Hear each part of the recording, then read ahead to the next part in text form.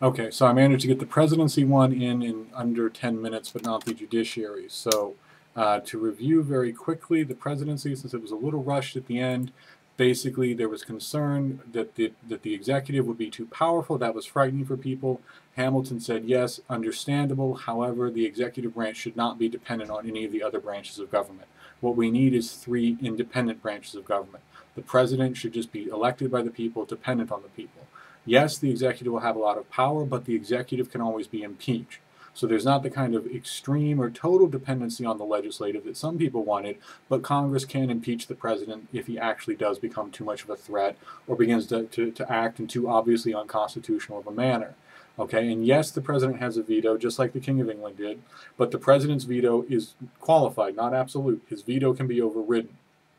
If Congress really feels very strongly that a bill should not be vetoed, they can vote, and if they have a large enough majority, it's either 2/3 or 3/4, they can override the veto. That was not an option with Parliament and the King of England. The King of England could veto anything. And yes, Hamilton says the president is commander-in-chief, but that's actually a very limited power. The Constitution gives all of the war-making powers to Congress. Congress has the power to declare war. Congress has the power to fund wars, so Congress can decide if they don't want to support a war anymore, they can always just stop funding it. They have the ability to raise and regulate the military. The president's role and the president's powers as commander-in-chief are actually very limited, so the Federalist Papers argue. We'll see how this changed in the 20th century, how it was expanded by some presidents when we get to the section on the presidency. And yes, the president has several important powers, but several of those powers are split with the Senate. So the president, yes, represents the United States to other countries. The president can sign treaties, but those treaties have to be ratified by the Senate. The president cannot just make whatever treaties he wants to with other countries.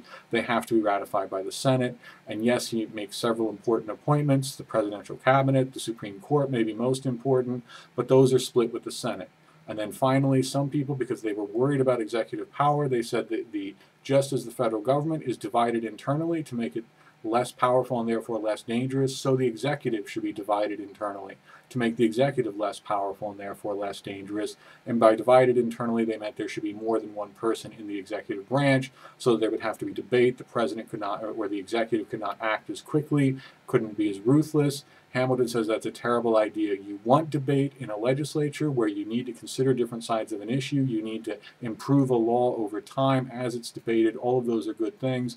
But debate, disagreement, prolonged discussion is fatal in the executive. The whole point of having an executive is to have someone who can act quickly and decisively. In a time of emergency, the last thing you want is for 3 or 5 or 7 people to get together and to debate what to do. Okay? And he also says, actually, if the president is just one person, then first of all, the president appears a lot less august, less powerful.